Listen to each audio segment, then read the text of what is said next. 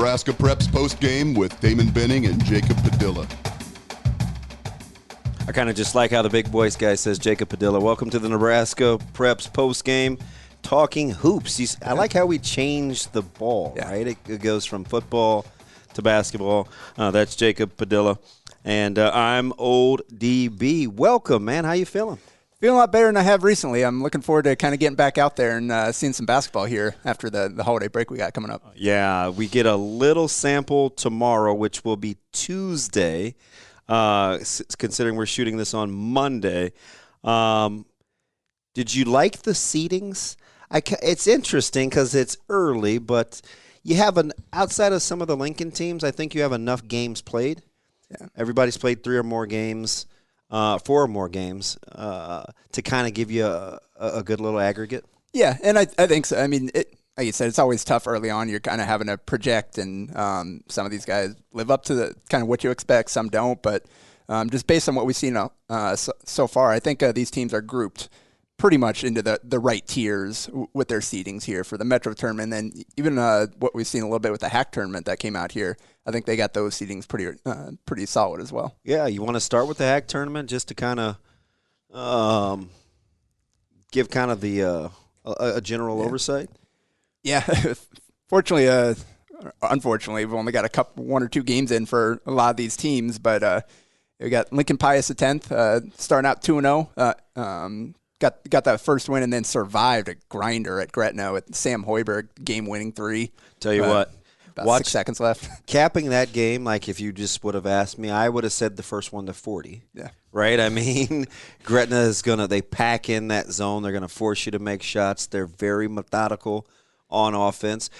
But I felt like over time, Pius, their depth would maybe wear Gretna down. But with that tempo, it never really manifested itself like that. Yeah, and it just couple of chances down the stretch, couple offensive rebounds gave Pius just enough shots there to kind of pull ahead there, and then kind of got sped up there after Hoiberg hit the go-ahead shot, kind of turned it over, trying to make something out of nothing there, and that's going to be tough for Gretna. They're so young. They're playing a few freshmen. And Wilcox. And they've got one more. Pekorski. Yeah.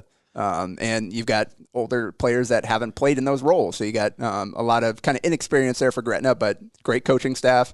You know those guys are going to have them playing the way they need to play to win games. So that was a good showing for Gretna, but great job for Pius to kind of overcome a bad shooting performance, I would say, to kind of grind out that win. Yeah, what a luxury for Gretna to have Coach Feakin and Coach Hurd. Right? They've worked together forever. They understand how to defer offense, defense, no egos. That has its advantages. Yeah. Quality staff. Yeah, anytime you have two coaches with kind of that much head coaching experience on the staff, you know you're going to have a well-coached squad every time they go out there. And they both had individual success, whether it be Ralston or Gretna. They've had their own individual success. Yep. A couple of the other Southwest, an impressive win over Lincoln Southeast. That was close right down to the end. Southwest made a defensive play, kind of had a technical in there, allowed Southwest to kind of pull ahead there and then close it out to the free throw line down the stretch there. So that's a good win for this Southwest team that's kind of been building last couple of years. It has some young players that are kind of getting their feet wet the last couple of years now, are kind of stepping forward into the forefront. You've got a guy like Jared Bohr that's played a lot of basketball now for them, Ben Hunziker. And some of these other guys kind of stepping up there. So that was an impressive win. And Ryland. Off to a good Ryland Smith, who's really talented sophomore. So they got the 2 seed. That's a great start for them. That Southwest game is interesting. I obviously got a chance to watch that game just because West Side was getting ready for Southeast. And I think watching that game actually did a little bit of a disservice to Omaha West Side. I think the tape didn't really do it justice with what Southeast was going to bring to the table. Obviously trying to work some of the kinks out. Both teams were the night before. I don't think Westside expected to get the effort that they got on Saturday night. Yeah, and Southeast is a quality team. Yeah, and they got some size. They got some athleticism. Ajante Hogan, Jake Applegate, obviously Really good size, really athletic. Derek Branch, kind of a pest on defense there in the backcourt, the Nebraska football walk-on commit. Feel bad. Tavion Thompson had to have shoulder surgery, so he won't be able to play his senior year. He's a guy that had made a big leap over the last summer. I think it would have been a really nice player for them. But even without them, they've got Baird France, big football player in there in the middle. They've got some guys that can rotate in and out, and they've got a lot of size there. So Jante Hogan off to a great start to the season, scoring-wise, and Applegate's a really solid basketball player in addition to what he can do on the football field. How do you kind of see Lincoln sorting itself out? I mean, North Star is awful talented. Maybe a year away. Yeah. Shout out to Brendan Clemens Jr. finally getting a chance to make his varsity debut after getting hurt and missing his whole freshman year. Just second game already, a double-double in their win at Omaha South, and they handled them. Yeah, he's a handful. Quad up Del Kareem at 28 in that game too. So that's a talented 1-2 punch there. Then you got Josh Brown as well. So for them, I think the key is going to be kind of figuring out the depth pieces and who's going to step up around those guys to kind of fill out the rest of their rotation. Yeah, we saw Quad really flourish during the Donovan Williams injury a year ago. And Brown, too, kind of stepped up and played a much bigger role while Donovan's out. So those are two capable guards that can really score in the backcourt. Ton of athleticism, too. Yeah. If they guard, and like you said, figure out who 7 and 8 are going to be, they'll have a really good chance. I like them. Coach Katroki, he's a good coach. Really, really, really does a good job in that program. Yeah, so that is, I think that's kind of the top there, four there in Lincoln. And you got Lincoln Northeast. They've got some pieces. We'll see if they can kind of put it together. Same thing as like North Star, where you got to round out the rest of the rotation outside of their top guys. But Pierce Basil is going to score a lot of points this season. Yeah. Talented kind of combo guard. And they've got Connor Renard's a big guy in the middle that can rebound and finish inside. So they've got some nice pieces if they can kind of grow as the season goes on and fill out that rotation. It's interesting, too, as we hop over to the Metro tournament for a second, where we talked about the seedings, and we start with the top 10 rankings, right? Millard North comes in at 1, Bell West 2, Prep 3, Central 4. Really quality win. Probably the best win of the year, in my opinion, so far, was the win over Papio South. And for Omaha Central. Yeah, and Titans, they made a run at the end there. They hit some big threes, kind of gave themselves a chance there. But Central went up to the free throw line, knocked down some shots, were able to hold on late there against a really good Papio South team. So, that was two top 6 teams. I think Papio South kind of showed in that game that, they're on that level. Yeah, Broquel, Denier Dempsey, Graham Kasut. Like they've got some Jones. pieces. They're a handful. Yeah. Papio South is going to be a handful. And that was kind of interesting matchup because Papio South does have so much length and so much size. Their front court kind of oriented team, whereas Central obviously kind of the 5 guard. You got Denham Johnson kind of playing the 5 in there, rebounding, finishing inside, all that kind of stuff. So it was a really kind of intriguing clash of styles there, and Central got it done. Yeah. So we go Papio South, Pius the 10th, Southeast or Southwest for you at that 7-8 spot. I think you have to give credit to Southwest for that win. I mean, you got that head-to-head game right off the top of the bat there. Obviously, the Southeast bounced back in a big way to get that good win against Westside. But I think you got to, at this point, with so few data points, I think you just got to go with the head-to-head at that point. I think Southeast has a chance to end up, if they see each other again later in the season, I think they could kind of avenge that. But Southwest also has enough pieces that they're going to be tough all season long. And then probably 9-10, Millard West Side to kind of round that out. Yeah, I think West Side is kind of the one team that we maybe expected a little bit more early on, and they're still kind of figuring things out. Right now, they're another kind of 5-guard type of team, and we kind of thought they'd be one of the best shooting teams in the Metro. And outside of 1 or 2 guys, they're just not shooting the ball right now. And so you're giving up easy points. They need to trade 3s for 2s, and right now they're not getting those 3s, so the math isn't working out for them. The interesting thing about them is I'd like to see their field goal percentage inside of about 4 or 5 feet, too. Yeah. They have missed a lot of easy looks at the rim between, and they've got guys that can score around the bucket, right, with Reggie Thomas and Chandler Meeks and Tate Advadi. They have missed a lot of easy shots, in my opinion, so far, trying to settle in because they have a lot of new pieces. And that is maybe – I think this is a team we do need to be patient with, though, because Thomas and Meeks are kind of stepping up into that prominent role. Yeah. They were really solid 3-4 last year, 3-4-5 option last year with those seniors they had last year with Jaden Booth, who attracted a whole lot of attention. PJ Nagambi running that show, and then Carl Brown kind of spreading the floor. So now you've got Meeks and Thomas and Tate Advadi kind of stepping into the roles for those three seniors. So now you're that much higher on the scouting report defensively, and you got to kind of figure out how teams are defending you. So it's probably going to take them a little bit of time. I still think they're plenty talented enough to kind of be what we thought they were going to be. They're just not there yet.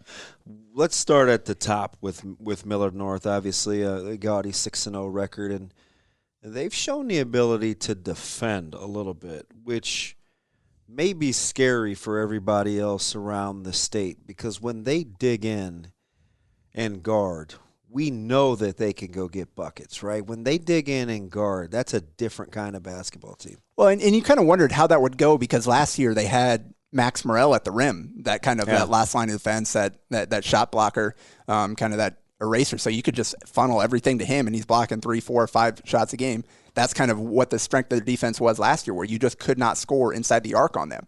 And they mix it up between man and zone and all that kind of stuff. So now it's kind of Jason Green is a good player back there. He can block some shots as well too, and Tyler Sandoval has some size as well. Yeah, it's good to see him back and relatively healthy coming off the foot injury. Yeah, because he missed. He didn't play against Westside when that's the only time I've seen them in person so far this year. But so it's a little bit more on guys like Hunter Salas and St. Thomas and some of these guys, and Jay and Johnson obviously at the kind of point of attack. They got to be a little bit more engaged defensively, because you don't have quite that same insurance policy at the rim, because Morella is one of the best shot blockers to come through here in recent years. It's with his length and instincts. So they've had to defend it a little bit differently. I think the coaches are doing a great job of kind of mixing in their man and zone looks and kind of keeping teams guessing defensively, and these guys have kind of bought in to this point. Yeah, Bill West comes in at number 2. There were some that would get you to believe on paper this could be a better team than a year ago, which was saying a lot considering they're the defending state champions, right? You lose Fiddler one Fiddler, and you lose Shanklin, and you just don't replace that kind of productivity and size and the ability to get easy buckets. Kind of what's your thoughts early on a team like Bellevue West as they figure out how to play some of their young pieces and play around Chucky Hedburn and Frankie Fiddler? Yeah, well, Chucky's playing at a ridiculously high level right now, and 7 of 11 from 3 so far. That's kind of been the one part of his game that you've been waiting the last few years. He can hit shots in big moments, but he hasn't shot a good percentage from deep. So now 7 for 11, that's pretty good. 64% from 3, 70% inside the arc. He's playing incredibly efficient basketball right now. And then you've got guys like Frankie Fiddler, who is stepping up in a more prominent role. He's kind of figuring out where his shots are going to come now as that number 2 option. And Josiah Dotzler has made a huge leap. Physically, he looks so much better, so much more mature.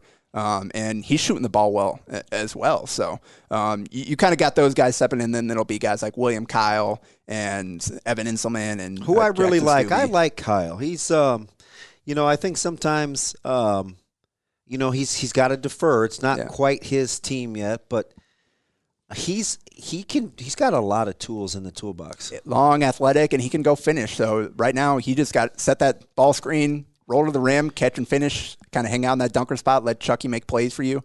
That's all he's got to do right now. He doesn't have to try to do too much. It's defend, rebound, and that's really all they need out of their 5 with how well their perimeter players are playing right now. And one of the more dangerous teams is about as dangerous as you can be for a low-key dangerous team for a 3. A number 3 ranked team is Creighton Prep. Yeah. Who offensively hasn't really got it going, but, man, their points per game, when you're keeping teams in the 30s in terms of points per game given up. Now, listen, say what you want about the opponents thus far, but they have found a way to really, really guard folks, and that has made them different because they've got versatility and athleticism in the backcourt with Buckley and City and White and those guys. But they can get big and long on you, too, with guys like Jungers and Rollins. Yeah, and they've showed they can win a couple different ways. Heck, that Millard West 42-40, that was an ugly one. That was an ugly game. I think it was Luke Jungers there with the big kind of bucket there to to give them the lead put back there. So they were able to escape that one. I don't think anybody wanted overtime in that game. But then they come back and 74-67 win over Lincoln Southwest. They've been in 70s a couple times, 60s, 50s. So they've won a lot of different ways. And like you said, they have enough perimeter players. They can go small around either Jungers or Rollins. And they can also play those guys together, especially with Jungers' ability to step out and shoot threes. So it's a team with a lot of versatility. A guy like Casey O'Malley came up 19 points off the bench. A lot of versatility. In that Southwest game. So they've got a lot of pieces, and I think they're still figuring some things out, but he'll be able to get to his bench. I said 9 before the season started. He could comfortably play 8. I think he can get to 9. He's got options in a deep bench. Yeah, and you've got a couple guys that could mix in. You got a guy like Alex Bullock as a football guy that can mix in there and give you some minutes here and there. Guys like that aren't necessarily in that top 7 or 8, but they can go to in a pinch if they need it. And then Central comes in at number 4. A lot of good individual athletic pieces. They're one of those teams that you kind of get the sense if they figure out roles and who's going to kind of be the maestro. Is it going to be Jaron Marshall? Who's going to be kind of that quarterback centerpiece?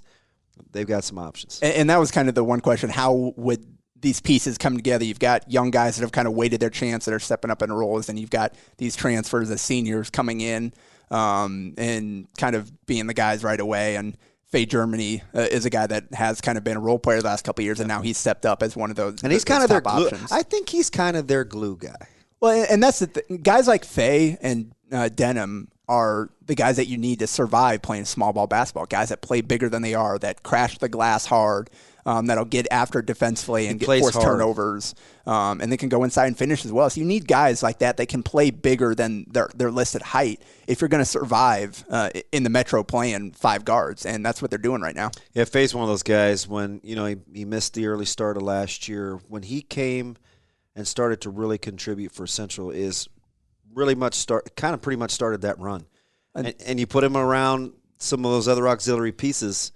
They got, like I said, they got a lot of talent. Yeah, Jay Dawson out there long, shooting the ball. Yeah. PJ Davis, kind of a big frame there, can guard a little bit bigger too as kind of a perimeter player. So yeah, we'll see kind of how they continue to come together. Like we said, that was already a really good win against Papio South. That's a great start to the season. We'll see how all those pieces kind of mesh when adversity hits, and kind of how those guys were able to stick together. Once they do play, they're down in the fourth quarter. Kind of how do those guys kind of get through that situation? But right now they've been impressive, and they've got the pieces to compete for sure. So comfortable keeping Papio South at the 5 spot? Yeah, I think so. I am too. Yeah, that's again right down to the wire. They've got good players. That's not a bad loss to Central, obviously. So I think that's a pretty solid 5 right now until we see more of those Lincoln teams to see if any of them are kind of have enough to step up into that range. They're going to be interesting because how will that offense, or who will that offense run through late in games? Denier Dempsey is capable, but without him handling the ball up front more, he's kind of waiting to be on the receiving end on some of these little set pieces.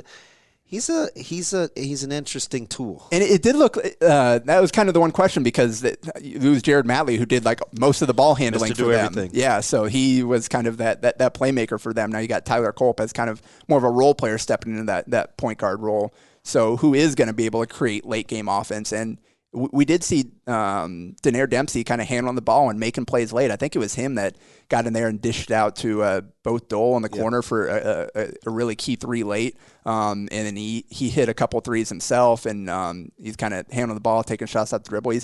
I think he's really trying to show that he can expand his game beyond what he did last year. And they're going to need him to this season, like we said, in those kind of late game situations. Yeah, we talked about Southeast and Southwest, obviously, when we were kind of just giving the brief recap of the HAC tournament, and probably rounding out the row, Millard West and Westside, who, when we've talked about Westside, Millard West, they're not going to overwhelm you with offensive talent, but they're finding a way to more than just survive at 4-1. Nice start for them.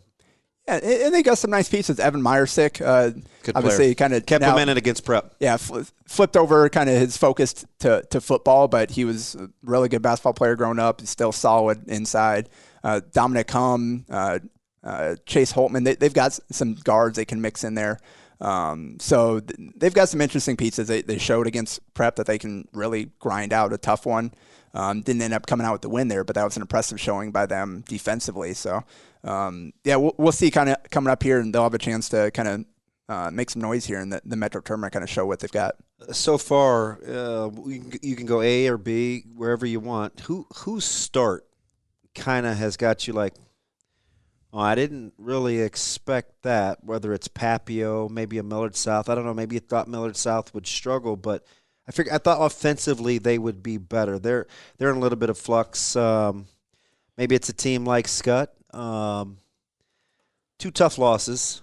Just got another one from GICC on Saturday, who's kind of a team where you're thinking, this one's interesting. Let me see if this trend continues. Yeah, Millard South definitely. I like their pieces. I thought they had a chance to make a leap this year, and it just hasn't really come together. Some kind of their best players, I think, haven't quite found their groove yet. They need some guys like Jack Cooper and Gage Stenger to kind of step up and do a little bit more than they have to this point. And it's early on. They've got time to figure it out, but that's a team that has to kind of find a way to mesh a little bit better than they have, find a way to hit some shots better than they have. Because, again, I think that the talent is there. They've got some young guys that maybe will grow as the season goes on that bench. Will Cooper, as a freshman, just had 13 points in their last heavy game. minutes. So it's going to make the corner 3. Going to make you come find him out there. No conscience whatsoever, that's for sure. But, so you probably don't worry so much about a team like Papio, right? That schedule. Played the 3 best teams in the state. Yeah, the scheduling gods were not kind to the Papillion Monarchs. I watched them against Millard North. They hung with that game for about 3.5 quarters. They just couldn't get stops down the stretch against Millard North. Had a good first half against Bellevue West. So they've got some pieces. And considering maybe kind of seeing them their first Metro game here tomorrow, kind of look at them in person. But it's a team I think will be fine as the schedule evens out. You mentioned in B, Scott.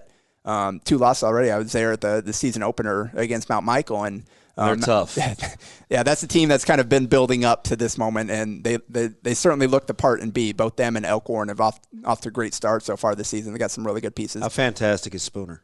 Yeah, he's a really good coach. He's an amazing coach. He was a great high school player. Kind of just been biding his time, building slowly. He's done it the right way. Camps, clinics. Yep. Does a good job on social media. He's one of those coaches I've got a ton of respect for. Yeah, so I think kind of those Mount Michael and Elkhorn are what you're seeing at the top there in B, and then I think Norris will have a chance to kind of break in there. We got a couple 2 games under their belt so far here, kind of with the late start with the Lancaster County ruling, but I think that's kind of where we're seeing Scott. They're just not there yet. With Luke Scar and Charlie Fletcher, those are 2 really solid pieces to build around. They're still trying to figure out the rest of that rotation. They got a lot of guys that haven't played these minutes before. So it's a team that we're going to have to kind of keep an eye on and see how they grow throughout the season, whether or not they're going to be able to get back into that mix for that Class B title hunt. Plenty of options in Class B in terms of talent and offensive prowess, but at his age, as just a sophomore, does Connor Milliken have any peers right now? Yeah, Platteview was going to be the other team that I was really been impressed by. Quick 5-1 start, the overtime loss to Elkhorn. Yeah, they had him on the ropes there. So Connor Milliken, he's as far as teams that are actually reporting, he's leading the state in scoring right now as a sophomore, and he's doing it really good efficiency. And he's rebounding, he's assisting, he's kind of doing it all for that team right now. And it's a team that isn't. They don't have Tyler Riley is a good player. They're next best. But they don't really have a lot of offensive threats. They've got a lot of kind of role players around him. So everybody knows he's going to be the guy that has to score for them. And he's still going out and doing it every single game. He took over that Beatrice game that was looking like a loss, and he just turned that thing around and played really well for them. So Platteview off to a great start, and Milliken is the reason for that for sure. Yeah, obviously having a ton of experience with him. Coached him in football. He's played in our organization. Yeah. With our kids for forever. You talked about Will Cummings being young and not having a conscience. Connor Milliken knows no fear. No. Nor understands the conscience either. I actually think he's probably, I would put him in, well, I've done this a long time. With youth, he's probably in the top 10 of the most competitive people that I've ever coached. Yeah. Especially at the – And I tell people, if you don't bark as a pup, you're not going to bite as a dog. And he had plenty of bark as a pup. He's a dude. He's going to put his head down. He is just going to go. Like, doesn't matter how many shots he's missed. He's putting his head down. He's going to the rim. He's taking that next shot every single time. And at this point, most of them are going in so far this season. Best story right now before we let you go in, B, is got to be that Mount Michael bunch.